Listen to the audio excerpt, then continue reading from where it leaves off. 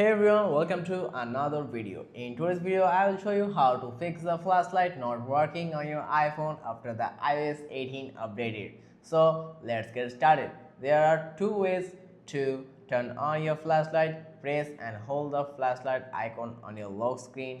Open the control center, then tap the flashlight icon like this and it's turned on. You can see. Then if neither method works, follow these steps. Press and release the volume up button like this, and press and release the volume down button, and tap and hold it the side button of your phone until the screen goes black and the Apple logo appears.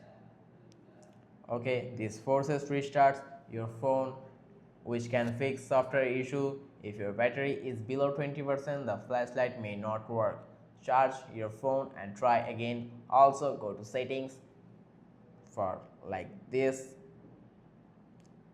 and tap the battery option from there and turn off low power mode.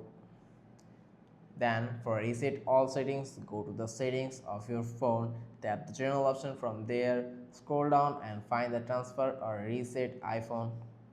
From there, tap on it and tap the reset option from there, and you can see the reset all settings and tap it.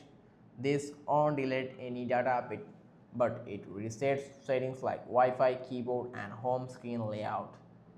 Then open the camera,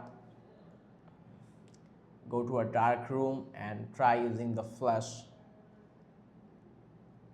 like this.